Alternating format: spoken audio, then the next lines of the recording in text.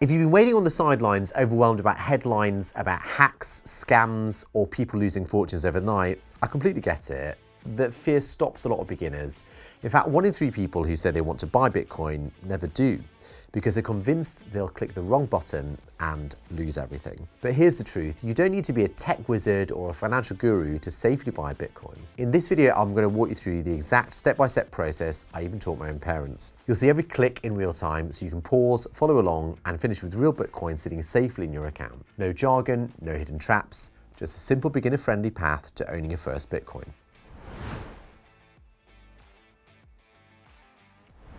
Think of exchanges like banks in a foreign city. You'd head for the biggest, busiest, most reputable one, not a back alley booth, and that's Coinbase for many in crypto. It's publicly traded on the NASDAQ, it's insured by hot wallets and licensed more heavily than most brokers. Sure, there are cheaper places to buy Bitcoin, but we're not optimizing for veteran traders who love parsing 40-page fee tables. We're optimizing for beginners who want safety and simplicity. And here, peace of mind is worth more than shaving off a few cents. So if you're in the US, UK, or the EU, or even Australia, use ACH or SEPA bank transfers. They're often less than half the cost of credit or debit cards, and for a first purchase, that balance of trust, security, and lower fees makes Coinbase a strong entry point. Think of it as training wheels paid for by the exchange itself, not by your hard-earned money. It is a win-win.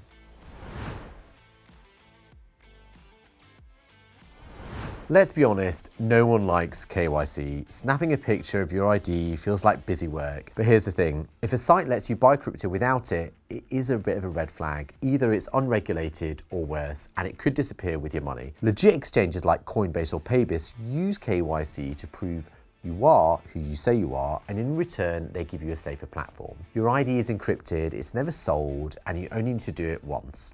Here's how it goes. Grab your license or your passport, find a bright spot, snap your ID and a quick selfie, hit submit, and you're done. Most approvals take just a few minutes, and that little green check mark isn't just higher limits, it's the key to moving your Bitcoin onto your own wallet later. A tiny chore for a lot of protection.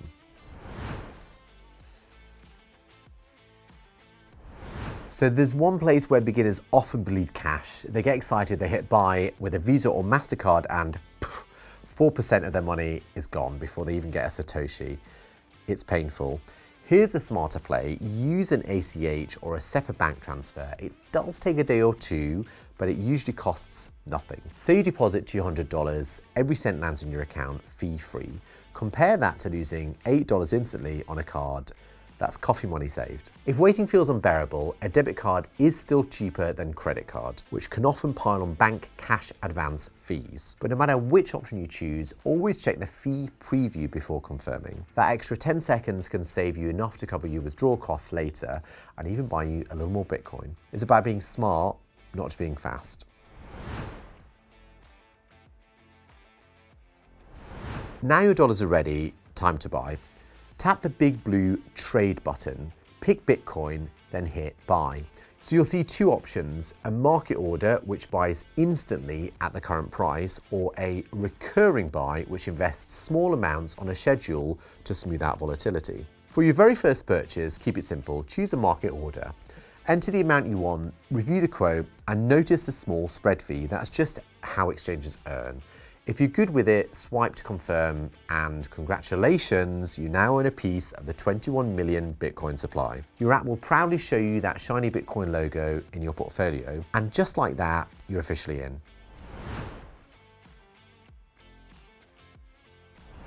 Before you sprint to X to brag about your new Bitcoin, and trust me, the urge is real, take 90 seconds to lock things down. This isn't optional, it's essential. First, enable two-factor authentication with an authenticator app like Google Authenticator or Authy, not SMS. Phone numbers can be hijacked, but app-based codes stay on your device and are far harder to break. Next, set up a withdrawal whitelist. This makes sure that funds can only leave your account for wallets you approve. Even if someone hacks your login, they can't send your Bitcoin anywhere else if you've got an approved whitelist. And finally, review your settings. Turn off unnecessary app connections. And remember, while most funds sit safely in cold storage, a small portion stays online.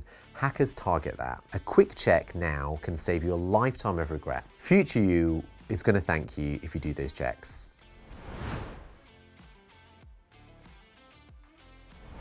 You don't need to move your Bitcoin off the exchange right away, but you do need to know that you can. True ownership means holding your own keys, and that's where hardware wallets come in. Devices like Ledger or Trezor, they do look like chunky USB sticks. They're the gold standard for secure long-term storage. They cost about 60 bucks, sometimes $100, and they're worth every penny, to be honest, because once your balance grows, you're going to need to put it in cold storage. When you're ready, set one up and write down the 24-letter recovery phrase. Pro tip, engrave it on steel, not paper. Paper burns, steel lasts. Then practice by moving a small test amount, maybe $20, from your exchange to the hard wallet. When it arrives, congratulations, you've kind of graduated.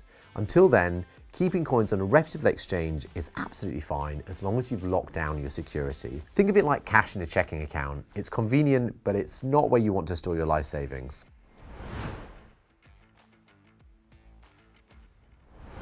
Let's say you've decided you want to invest a total of $500 into Bitcoin. Instead of dropping it all today in one lump sum, here's a better strategy. Set up a recurring buy for $50 every single Friday. This method is called dollar cost averaging, and historically it's a phenomenal way to smooth out Bitcoin's notoriously wild price swings. Instead of trying to time the market, which, spoiler alert, almost no one can consistently do, dollar cost averaging turns those manic highs and terrifying lows into a much gentler, upward sloping rise.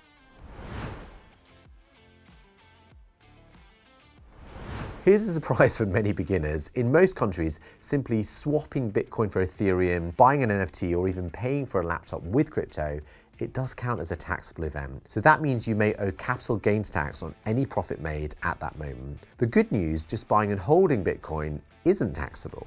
The taxman only cares when you sell, trade, or spend it. So don't panic, it is manageable. Bitcoin gives you a built-in calculator where you can check real-time prices and keep a running eye on your gains. Now, if you pair that with downloading your transaction history directly from Paybis, you've got everything you need to stay above board. Pro tip, check monthly, not once a year. A little routine now keeps tax season painless later.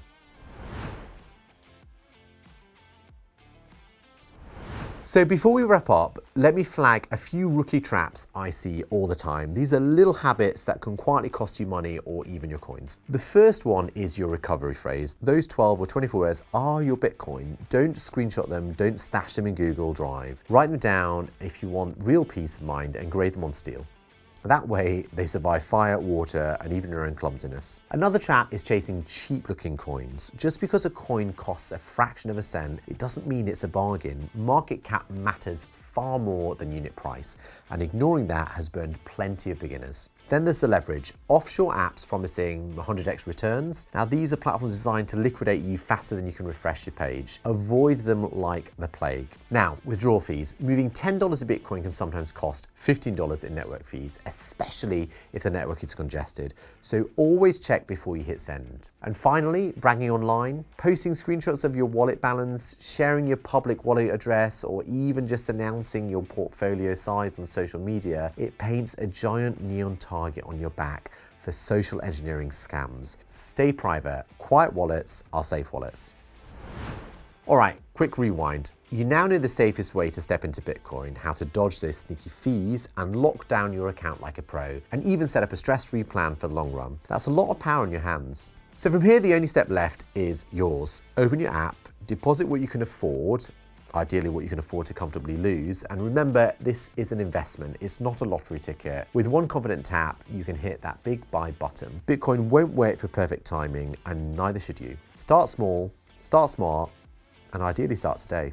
In the next video, I'm going to show you how to take that exchange balance and move it into your very own hardware wallet. Real, sovereign Bitcoin you control. Until then, keep it simple and keep it secure. I'll see you on the next blockchain.